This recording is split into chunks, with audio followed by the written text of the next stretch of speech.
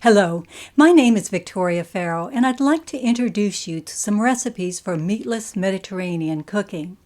At the end of the presentation, you'll find several pages with the full recipes for all of the dishes that we'll be exploring. The term Mediterranean encompasses a very large and diverse region, all countries bordering on the Mediterranean Sea. When Americans speak of Mediterranean cooking, they're generally meaning the cuisine of Italy, Greece, and perhaps Spain. In this presentation, we'll be focusing primarily on the type of Mediterranean food that I and many other Americans are most familiar with: Italian cuisine.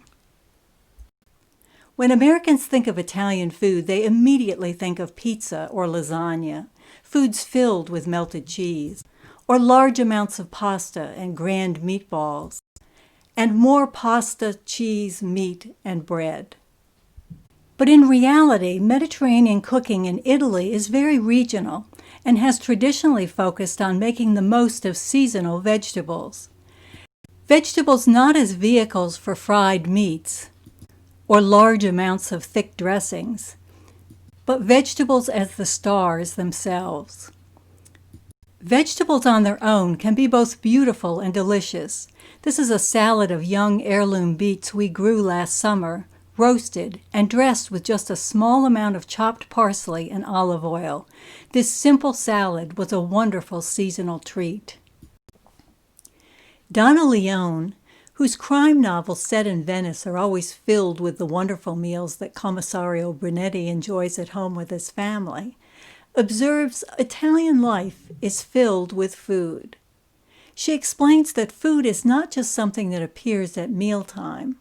Instead, much time is spent each day growing or shopping for it, talking about it, preparing it, and enjoying it with others. Many in America, for various reasons, have gotten away from that daily ongoing involvement with food and its pleasures.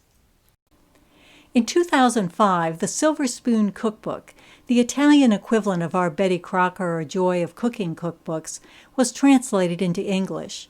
Opening the book, one immediately discovers a different approach to cooking.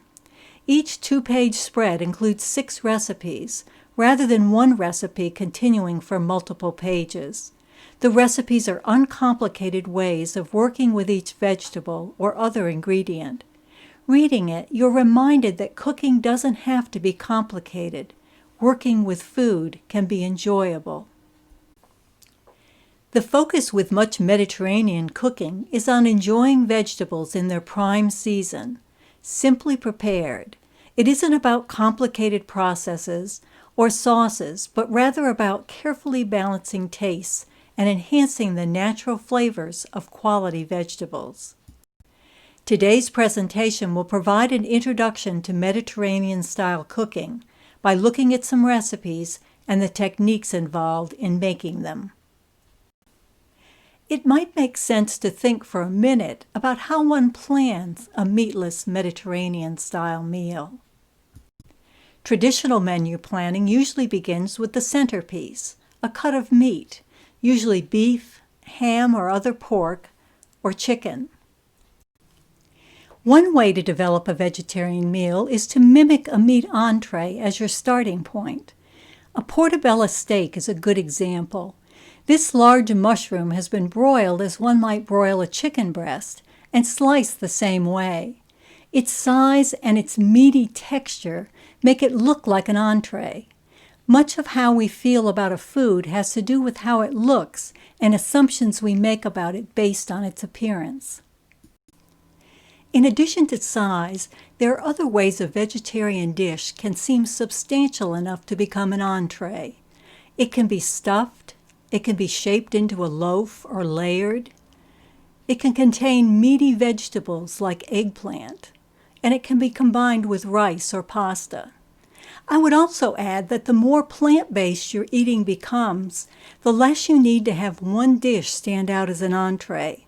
It slowly becomes satisfying to just have an assortment of what would be considered sides. Another way of planning a meatless meal is to envision the meal in the traditional way. In the left-hand photo, the red arrow points to the meat entree, chicken saltimbocca, which is chicken with sage and prosciutto. To make the meal vegetarian, you could plan the meal and then replace the chicken with roasted red peppers stuffed with eggplant, as I've done in the photo on the right. Any substitution needs to not only feel like an entree, but also work with the specific sides to make a satisfying meal. A meal needs contrasting and complementary tastes and textures. It's important to balance tastes. There are actually only 5 different tastes: sweet, sour, salty, bitter, and savory, also called umami. Umami, which is a product of amino acids in foods, was only identified as a taste in 1963. It's what makes a meal satisfying. When I plan meals, I think about one additional quality, and that is spicy. I like to balance that with the traditional tastes. You might be thinking, but there's so many different tastes. How are there only 5? We actually often confuse tastes and flavors. The 5 tastes are included through a variety of ingredients and flavors in different cuisines. If you want to include sour in a Mediterranean dish, you might use lemon, wine vinegar, or tomatoes. If you're making a Mexican or Latin American meal, you might choose lime or sour cream. For an Asian meal, you might use rice vinegar or pickled vegetables. So all cuisines are balancing the same tastes, but using different ingredients and flavors to do so. The great thing is that this means that what you learn about balancing tastes in one cuisine will help you better work with them in other cuisines as well. Mediterranean cooking, because of its use of fewer ingredients, is one of the easiest cuisines with which to first explore balancing tastes. When I plan a meal, I try to include a variety of tastes. You don't want a meal with everything acidic. Instead, you want dishes that contrast and complement each other, and at least one dish should have umami for a satisfying meal. Because taste is so important, it's critical to taste your ingredients and dishes throughout the process. I'm embarrassed to say that there was a time when I served food I'd not tasted and used ingredients I'd never tasted on their own. Now I taste ingredients to become familiar with their tastes and flavors, and I taste fresh vegetables and fruits to know whether they're unusual in any way, so I can modify my recipe if needed. It's always best to taste often when you're cooking. There are ways you can adjust the taste if the balance isn't just right. You will note that the list begins with adding salt. Salt is critical for flavor. I do my best to avoid the sodium in canned and processed foods and use salt judiciously, but I do use it. Often adding just a little bit of salt will significantly change a dish. You will need to use less salt if you add it during the cooking rather than at the end. This list of corrective actions for imbalance is included with the recipes at the end of this presentation. When you make adjustments, do it very gradually. It's amazing the impact of just a small change. But all the adjustments of taste in the world won't help if quality ingredients aren't used. The simplicity of Mediterranean dishes makes the ingredients all the more important. This is a delicious salad that needs no recipe. It's just tomatoes, mozzarella cheese, fresh basil, and a drizzle of olive oil. But it only works with ripened summer tomatoes and fresh basil. So success really begins with growing or purchasing quality vegetables. Take the time to carefully select the freshest, most flavorful vegetables. If you're not able to grow all the vegetables you need, farmers markets and groceries also have quality produce. You might have come to the store planning to make a summer squash dish, but if what you find is squash like those on the left, that's probably not a good idea. If, on the other hand, you find squash like those on the right, you're set. Remember, when you're evaluating vegetables, stems are often a good indication of the freshness. Are they still green, or are they shriveled and dried from age? I encourage you to also be inspired by great finds at the market. Especially with the possibility of researching online, you can almost always find a delicious dish for exceptional vegetables like these heirloom tomatoes, Tuscan kale, and zucchini. Cooking needs to be a strategy, not a formula. You want to make a delicious meal. It doesn't have to be a specific recipe. For Mediterranean cooking, it's great to have a basic pantry that will likely provide you with the other ingredients you need to make a new recipe based on your vegetable finds. The pantry list is included in the recipe section at the end. What your pantry does is provide a variety of tastes with Mediterranean flavors. There are additional items that are great to have. This list is also included with the recipes at the end of the presentation. Fresh herbs can add much to a dish. I find fresh basil and parsley essential to have on hand. I also grow rosemary and oregano for Mediterranean cooking. Remember, if you're substituting fresh for dried, you generally need to use at least twice as much, and it works best to add the fresh later in the cooking process. Remember that extra fresh herbs can be frozen. Just chop, enclose in aluminum foil, and freeze in a freezer bag or container.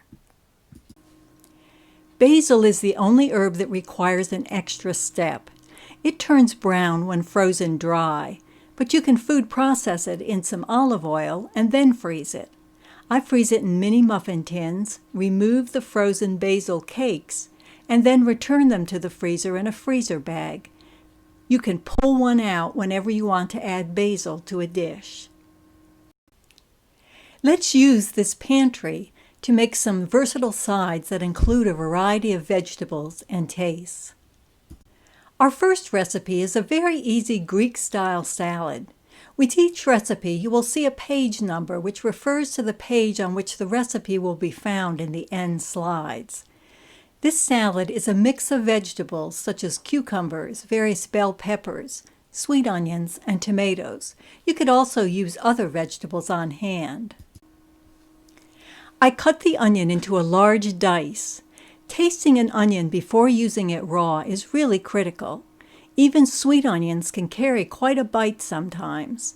If the onion is too strong, I put it in a bowl of ice water and let it rest until it has the right amount of bite. The longer the onion is in the ice water, the less bite it will have. Be sure you don't leave it so long that it loses all of its punch. Also, don't cut the dice smaller thinking it will be less oniony or have less bite. The more cutting is done, the stronger the flavor of the onion. Cut the other vegetables into a similar dice. In a salad like this, it's nice to have all the elements similar in size. I'm using a hothouse cucumber so the skin is not waxed. But I sampled the cucumber and the skin is a little tough. I want to retain some because it's nutritious, so I'm peeling it partially, which makes the skin work and also keeps the pieces attractive. I have the small tomatoes I'm using a serrated knife. Drain the onions and combine all. Next we make the dressing, which is very simple. Combine lemon zest, fresh oregano, and olive oil. I zest the lemon with a microplane. Juice the lemon. Be sure to buy lemons that have some softness so they'll be juicy. If you let them come to room temperature and then press down as you roll them on the counter a few times, they'll juice more easily. Cutting off the end will make them easier to juice on a juicer. I put everything in a jar, put the lid on, and shake. You can add other ingredients. I often sneak a little finely shredded raw kale and some cooked quinoa. Both add nutrition, and the quinoa holds the dressing nicely so it clings better to the vegetables. I add quinoa to any dish I can, as it's a complete protein, meaning it supplies all of the 9 amino acids we need in our diets. Quinoa is easy to cook. Rinse it first and then put 1 part of uncooked quinoa to 2 parts water in a pan. Bring it to a boil, cover, and simmer. It will absorb all the water. Let it cool and then add it. If you're adding kale, wash it, remove the leaves from the spines, and then finely shred it. Add any of these extra ingredients and then mix in the dressing. This can be a satisfying one-dish meal. We often serve the feta cheese on the side, so it's optional. The salad holds up really well refrigerated. Leftovers can be served as a side salad, even on lettuce leaves. I have included a recipe for another simple salad dressing at the end, one that uses olive oil, lemon juice, white wine vinegar, mustard, and honey. It can be used on this salad or any others. Be sure to taste it before using it. I often need to adjust the balance of tastes with salad dressings. Again, make any additions very gradual. This next salad is a very refreshing addition to a meal, asparagus and carrot julienne. This is a perfect example of a simple Italian recipe. It just includes carrots, asparagus, lemon, olive oil, salt, and pepper. I first prepare the asparagus by removing the tough stems. If you grasp the top of the spear in one hand and the bottom in the other and bend, the spear will break at the point where the stem becomes too tough to eat. The ends go in our compost pile. I try to cut the carrots to match the size of my asparagus pieces. If you can, avoid peeling the carrots. Many nutrients are just underneath the peel. Steam the asparagus and carrots separately, and then shock them in ice water to stop the cooking and help them retain their bright color. Be sure to steam the vegetables just the right amount of time. This is not a time to wander off. To test doneness, I slice a tiny bit off the end of a medium-sized spear and taste it to see if I like the texture. When the recipe is simple, each ingredient becomes very important. I like vegetables for salads to be tender enough to be easily eaten, but not too soft. If the spears differ dramatically in size, you can separate them by size and steam several batches. After shocking the vegetables, drain and dry them. Then make the dressing, which includes lemon zest and juice and olive oil. I'm using a measuring glass. It's a very handy tool when your ingredients are measured by teaspoons or tablespoons. You can measure all in the same glass, and I find it's much more accurate than filling multiple measuring spoons. You might wonder whether you should be using fresh or bottled lemon juice. With a dressing like this where lemon is the only flavor added, it's great to use fresh. And for this one, we're going to add the zest, so we have to. That said, I always keep a bottle of lemon juice in the refrigerator and even use it in dressings. It can be hard to keep fresh lemons on hand. Remember, though, that you can freeze lemon juice if you're not able to use the lemons you have on hand. Toss the carrots and asparagus with the dressing just before serving. The acid in the lemon juice will turn the asparagus an olive green over time. I feel as though an attractive appearance is important when you're serving food. We really do eat first with our eyes. The salad is very attractive when the asparagus is bright green. Sicilian orange salad is another beautiful but simple to make side. At its best, this salad includes different colored and flavored oranges. I like to use blood, navel, and caracara oranges. But since caracaras and blood oranges are seasonal, I've also made it with just navels, and it's good. The only other ingredients are onion, olive oil, and Kalamata olives. First, peel and slice the oranges. I cut off the ends, stand the orange on one of its cut ends, and slice down the orange in a curve to remove the rind and skin. Then slice the orange crosswise. If there are white cores in the center of slices, I pop them out, as I've done in the lower left photo. Arrange the orange slices attractively. Then very thinly slice a red onion. Be sure to taste the onion, and if it has too much bite, tame it in ice water, drain it, and dry in a paper towel.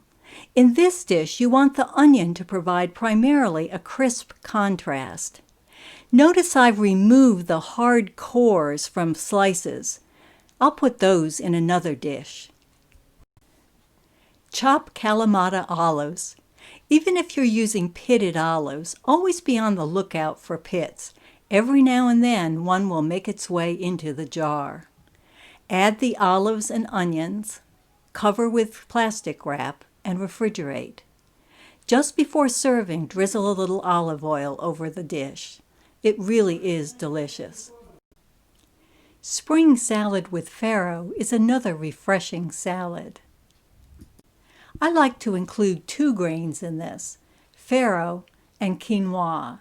Quinoa never has enough body on its own for me, but it beautifully carries the dressing in a salad. So I use some of it for that, and then pair it with farro, an ancient grain that's larger than barley, but similar in appearance. It's quite chewy. Cooked farro is on the left, and cooked tricolored quinoa is on the right. The recipe includes sugar snap peas, which you need to make sure you string. I then steam them whole, shock them in ice water, drain, and cut into thirds or so. When sugar snap peas aren't available, I've used cooked shelled garden peas for this salad. Cube cucumbers. I've used hothouse cucumbers so I can leave the skin on as they're not waxed, and halve the small tomatoes. This again results in pieces that are similar in size. Dice red onion, checking to make sure it doesn't need to be tamed. Chop fresh dill. The dill's a major flavor in this salad. If you can find large bunches of pickling dill, it works fine. If you buy it in the little plastic containers, you may well need 2 of them to have enough. I mix the dressing in a jar. It again is simple: olive oil, red wine vinegar, and the dill. I also cubed the feta cheese, which is optional. Combine the vegetables in dressing. If you're going to serve it right away, you can mix in the cheese. Otherwise, I add it at serving time. I also sometimes serve it in a separate bowl so it doesn't have to be added if people prefer not to. Our next recipe is for broccoli and lemon and red chili pepper. Another very simple recipe. First, cut, steam, and cool broccoli. To cool it quickly, I shock it in ice water. Notice I've used the florets, but also peeled and quartered the stems. They're also delicious. Saute garlic, anchovies, and red pepper flakes in olive oil. Even if you don't like whole anchovies on a pizza or a Caesar salad, I recommend you use the anchovies in this sauce. They cook down. People often say they melt, and that's kind of what it's like. You don't taste the anchovy, but there is a richness and umami in this dressing that's missing without them. Toss the broccoli with the dressing and serve. This is good warm or at room temperature. I like it best at room temperature. It's wonderful to have dishes you can make that are best served that way. It eliminates a lot of the last-minute pressure when you're preparing a meal. Most foods are actually more flavorful when they are at room temperature. Our next recipe is for beans, broccoli rabe, also known as rapini, and garlic. We really like this dish a lot. The only unusual ingredient needed for this dish is the broccoli rabe. It's the vegetable on the right. As you can see, it has broccoli-like flower heads and leaves. It's in the same family, the Brassica family, but it's actually a different vegetable with a distinct flavor. The broccoli rabe is easy to prepare. We use the stems, but they do need to be peeled, which can easily be done by just scraping a paring knife down the stem. The stems and leaves are then chopped, boiled in water, and cooled in an ice bath. If you aren't going to complete the dish when the broccoli rabe is done, be sure to refrigerate it. You don't want even vegetables to be held in the danger zone of above 40 degrees and under 140. If I'm making this dish, I will often prepare the broccoli rabe, mince the garlic, and then put the two ingredients in the refrigerator until dinner time. I often use canned beans, low sodium if possible. The only other ingredients are red pepper flakes and olive oil. It's best to assemble those non-refrigerated ingredients so you're certain not to leave one out. To complete this dish, you just saute the rabe and garlic in oil, add the beans and hot pepper flakes, and continue sauteing until all is warm. It's a very good side dish. Roasting is a great way to easily add vegetable sides to your Mediterranean-style meal. Roasting intensifies a vegetable's flavor and brings out its natural sweetness. One of our favorite roasted vegetables is cauliflower. I have begun roasting slices rather than florets. I slice off the head stem so it's level, stand the head up on that end, and then slice it in half. I then continue slicing thick slabs and lay them down on a baking sheet. I drizzle olive oil over the cauliflower and then brush or toss it to coat both sides as well as the baking sheet with oil. Sprinkle with a little kosher salt and bake at 400 degrees. I like to use kosher salt because the pieces are fluffier, which means that you can distribute it over the entire sheet without over-salting. I'm using it in my salt cellar, which lets me easily take out a pinch or two for this. The cauliflower will begin to nicely brown. That's the caramelizing that brings out additional flavor. With planks, a larger surface lays against the hot pan, which results in even more caramelization. Cauliflower roasted this way can be served as slices on a plate or cut into pieces. The attached core in planks is very edible. You just need to make sure that you roast it long enough that it's tender. A roasted vegetable like this can be served on its own, but you can also add vinaigrettes, herbs, sauces, or other Mediterranean ingredients. You can roast almost any vegetable, but there's one roasted vegetable that's used a lot in Mediterranean cooking: red bell peppers. I thought I'd provide a few details on roasting them. Bottled roasted peppers are fine, and I use them too, but freshly roasted red peppers are spectacular. It is, of course, important to start with fresh red peppers. As a pepper ages, its flesh begins to dehydrate. As it shrinks, the skin wrinkles. You want peppers that are firm with smooth, glossy skin. And peppers with thick flesh work especially well. For years, I thought you had to always roast peppers whole and then peel and remove the core and seeds after roasting, which is challenging at best. If you want to stuff a whole pepper, you will need to do that. But most of the time, I only need half peppers or strips, so I begin by cutting the raw pepper in half. Then I remove the stem, seeds, and membranes. If I'm cleaning a lot of peppers, I pull out a melon ball tool. It works great to scrape the membranes out. You can also do that with a paring knife. Red peppers can be a bit pricey. I like to purchase a lot in the summer at the farmer's market when they're in season, or in the grocery store when they're on sale. I roast a large number and freeze them. When I'm preparing vegetables, I usually position an empty bowl to the right for any peel, seeds, or scraps. It's a lot easier than making multiple trips to the compost container or garbage pail. I put the peppers cut side down on a baking sheet. If you don't need full halves and want to make them flatter for more consistent broiling, you can slit them and spread them out flatter, or you can just press down on them. I usually keep them full halves. You don't need to oil the sheet or the peppers.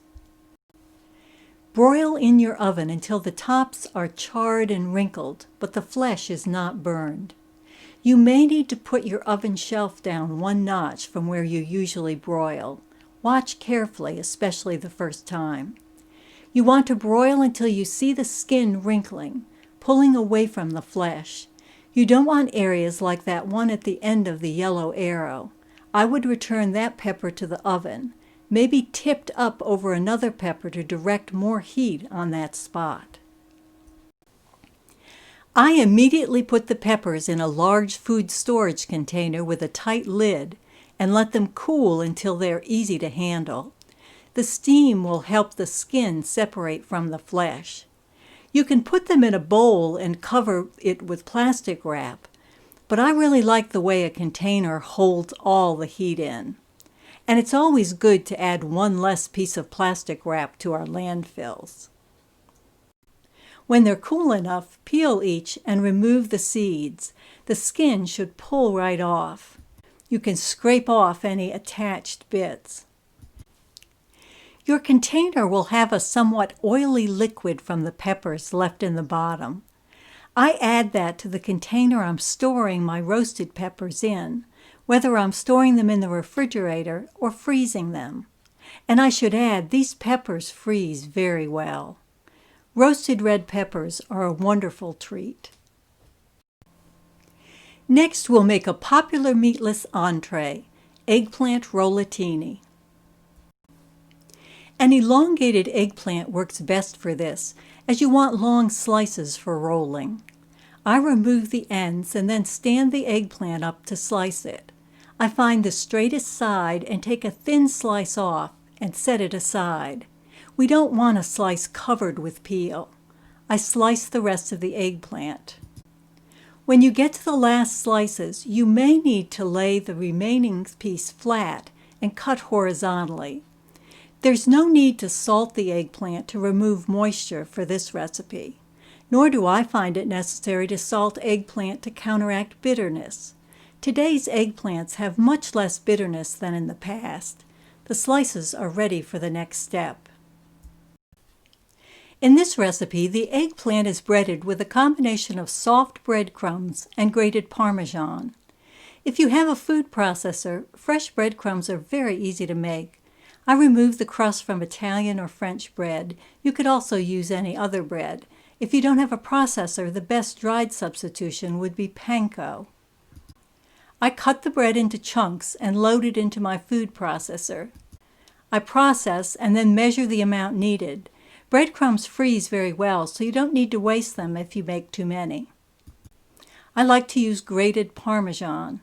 As I've mentioned before, I really like to use imported Parmesan whenever possible, and freshly grated.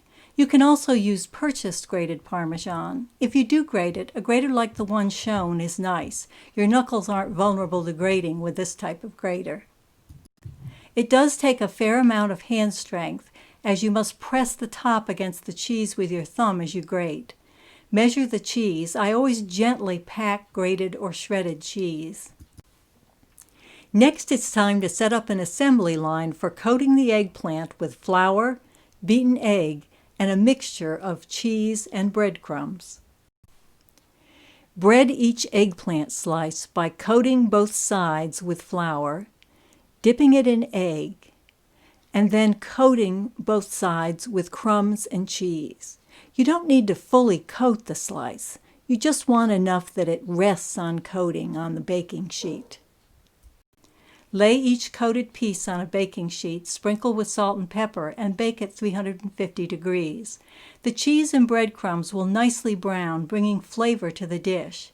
If you're making this for a vegan or need the dish to be gluten-free, you can bake the eggplant with no coating. Just lightly brush it with oil and bake. While the eggplant is cooking and then cooling, make the rollatini filling. This is a combination of shredded mozzarella, grated Romano cheese, ricotta cheese, and chopped basil. Mix all together. Add the filling to the eggplant. I portion the filling out and then spread it over each piece. Roll each slice up, starting with the narrower end. Place it in your baking dish with a little sauce in the bottom. You can use purchased sauce, but I'll show you how to make the sauce I use shortly. Sometimes the roll will want to unroll. If it wants to unroll to the left, I put that side against the edge of the pan. That way it rolls into the pan edge and stays rolled. Arrange the rolled eggplant and spread sauce across the top. It's now ready for baking. I use a simple meatless tomato sauce for rollatini, lasagna, and pasta. It uses only crushed canned tomatoes, olive oil, dried basil, garlic, salt, black pepper, and a little sugar. We need an entire head of garlic for this, so I put the head on a surface, cover it with a kitchen towel to keep it from scattering, and then smack it hard with the bottom of a heavy pan. Sometimes you have to smack it several times. You want to first crack the cloves apart, and then crack the skin on the individual cloves so you can easily peel them. Be ruthless, because we're going to chop it up anyway, so it doesn't matter if some cloves get smashed. When a full head of garlic is required, I chop it in my mini food processor. The garlic is sautéed in olive oil. Remember to start with the oil and garlic in a cold pan. I always have my opened cans of crushed tomatoes sitting beside the stove, so the minute the garlic is fragrant, I can add the tomatoes and avoid burning the garlic. Canned crushed tomatoes vary a great deal. Experiment to find the brand that you enjoy most. Some are thicker than others, or more sour or acidic than others. Depending on which brand you use, you may need to modify the amount of water or cooking time, or the amount of sugar. I have even on occasion had to add a splash of vinegar to perk up the sauce. Simmer until it's the desired thickness. Be sure it reaches a point where it is sauce and not pieces of tomato floating in liquid. Let's look at one other Mediterranean entree, broccoli and ricotta cannelloni. This is another recipe that doesn't require a lot of special ingredients. You can buy cannelloni shells, pasta tubes, but I find it easier to use what are called oven-ready or no-boil lasagna noodles. I hydrate the noodles by placing them in a pan of warm water. When they become flexible, I remove them from the water and lay them out on a clean kitchen towel. The broccoli is steamed. When it's cool, I puree the broccoli in a food processor. This uses fresh breadcrumbs. Here I'm processing some whole wheat bread that I had on hand. If you don't have a processor or any fresh bread, you could use panko breadcrumbs. The crumbs are combined with olive oil and milk. Add the pureed broccoli, ricotta, Parmesan cheese, and ground nutmeg. Add the chopped nuts and combine. Line the bottom of the baking dish with sauce as we did for the rollatini. You could use the same sauce, but for this I often use a fresh tomato sauce. We'll look at that recipe next. I lay one of the hydrated noodles on a cutting board. Put filling across one end of the noodle and then roll it tightly. I usually stop when there's a little overlap of pasta and slice off the end, but there would be nothing wrong with continuing to roll and using the whole lasagna noodle. Place rolls in your baking dish and brush with olive oil. Sprinkle with grated cheese and bake. I serve with fresh tomato sauce on the side. I like to use fresh tomato sauce with this recipe because it's a little lighter and doesn't overwhelm the cannelloni, but that's a matter of personal taste. This sauce is very simple. In the summer I make it with whatever tomato is ripe in the garden, but much of the year flavorful tomatoes are hard to come by. My choice in the dead of winter is always the Roma tomato, which usually has more flavor than others off-season. I slice off the ends and chop them without peeling or seeding. I also often include any leftover tomatoes I have frozen. When I have a few grape tomatoes I'm afraid will spoil, I just pop them in a freezer bag and put them in the freezer, and then pull them out when I'm making a sauce. They work fine with other fresh tomatoes. If you want to peel your tomatoes, the easiest way is to drop them in boiling water for a second or two and then in an ice bath. As you can see, the skin begins to pull away from the meat and is easily removed. If I seed the tomato, I cut it in half crosswise and squeeze the seeds and juice into a bowl. And then I put the liquid and seeds through a sieve so I can return the juice to the sauce. The gel around the seeds is very flavorful, so I make certain to keep as much as possible in my sauce, usually by not seeding the tomatoes at all. Watch for hard cores as you're chopping your tomatoes. Some heirloom varieties, and also some commercially grown tomatoes, have these areas that should be removed as they'll not cook down well. Mince garlic. This garlic is what is known as hard neck garlic. The arrow points to the very hard neck running through it.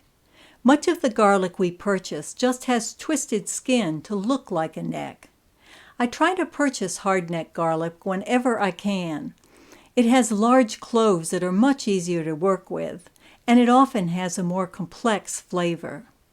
I use the garlic press at Right to mince the garlic. Saute chopped onions and add the garlic, and then add the chopped tomatoes. Simmer with herbs and then process. Here is a cannelloni served with the additional sauce and cheese. Cannelloni can be filled with many mixtures. Here I'm using some leftover Rollatini filling. Cannelloni are also an excellent entree to freeze. I just put cannelloni in a freezer container, cover them with lots of sauce, and freeze. Remember that when you reheat any foods, it's critical to bring them to a safe temperature. Hummus is a great Mediterranean appetizer, or we find it makes a meal with a selection of fresh vegetables. It involves very few ingredients: chickpeas, also called garbanzo beans, olive oil, lemon, garlic, tahini, and salt. Both dried and canned beans work really well for this recipe. If I'm using dried beans, I wash them and cook them in a pressure cooker. They need to cook until they're very soft. I cook them at least 45 minutes in my pressure cooker. We want the hummus to be creamy. Next, drain the cooked chickpeas, but save the liquid. The next step is optional, but completing it makes an extraordinarily smooth hummus. The step is skinning the beans. You can do that with your fingers in a bowl of water. The bean pops right out of its skin. Many of the skins will float to the top, so you can pour them off. You can pick the rest out. You'll be discarding quite a volume of skins. Many times I don't skin every bean, but I try to skin quite a few. You can skin canned beans in the same way. Again, this is totally optional. My husband thought I was crazy to even suggest it. But texture is very important to me, which is why I do it most of the times I make hummus. Next, process the beans with olive oil, bean cooking liquid if you have it, or water, and salt. Add tahini, which is a thick paste made from raw sesame seeds. This may be available in the international section of your grocery, and it's almost always available in health food stores. As you can see in the photo at left, it sometimes separates. You may need to stir to combine the oil with the solids before measuring out what you need. Next, add the lemon juice and fresh garlic. Puree again until very smooth. It may seem a little thin, but it will thicken as it's refrigerated. Hummus is low in calories and high in protein, which makes it a wonderful snack. We make a batch and eat it with various fresh vegetables and in wraps. Our last recipe is for an Italian cookie, Sicilian almond cookies. The ingredients are simple, and note that there's no wheat flour, which makes this a gluten-free recipe. If you wanted to eliminate all animal products, the egg whites could be replaced by an equal amount of aquafaba, the liquid from canned chickpeas. The recipe starts with a mixture of almond flour and sugar. If you store nuts and nut flours in the freezer like I do, you may have to use a spoon to press out lumps as the flour warms. In the recipe, I give the number of egg whites, but I also give a measurement because egg size can vary, and the proportion of egg whites to dry ingredients is especially important in this recipe. Any extra egg white can be used for the coating. Put the apricot preserves through a sieve to make sure it is totally smooth and to help it mix well with the batter. Beat the egg whites and then fold into the batter. The egg whites will lose their volume, but that's okay. Fold in the sieved preserves, then prepare for coating the cookies. I use a big dinner plate. Almonds are on one side and a small amount of the additional egg white, slightly beaten, is next to the almonds. I find that using a little bit of egg white at a time works best. I leave some of the area empty for putting the cookies to be coated. I spoon oval-shaped dollops of dough onto the plate. Roll the oval in egg white. I usually get about 4 to 6 ready for rolling at a time. Then roll each in sliced almonds, coating each cookie with nuts. Fill a parchment-lined baking sheet with cookies. I often make them quite small, so they're just a couple of bites. You can make them larger too. I use restaurant-style half-sheet pans for baking and purchase pre-cut parchment sheets for them. You usually have to purchase about 100 of these sheets at a time, but they're so much easier to use than parchment from a roll, which has to be cut and always wants to curl up. Be sure to bake them until they're nicely browned. They will almost look overbaked. What you want is a crisp exterior and chewy interior. Cool them on a baking rack. These are great for both everyday and special occasions. Meatless Mediterranean meals can be delicious, from appetizer through dessert. I hope you find some recipes and approaches you'd like to use. Following are all the recipes discussed. Remember, you can pause the video at any point to copy something down or to photograph a page. Page 1 includes basic pantry lists and the recipe for a Greek-style salad. Page 2 includes the recipes for asparagus and carrot julienne, spring salad with farro, and mustard vinaigrette dressing. Page 3 includes the recipes for eggplant rollatini and meatless tomato sauce made with canned tomatoes. Page 4 features the recipes for hummus, broccoli and lemon and red chili pepper, and Sicilian citrus salad. Page 5 includes the recipes for Sicilian almond cookies and beans, broccoli rabe, and garlic. Page 6 features the recipes for broccoli and ricotta cannelloni and the tomato sauce made with fresh tomatoes. At the bottom is a guide for adjusting the balance of tastes. Thank you for watching this program. We hope you'll enjoy making meatless Mediterranean meals.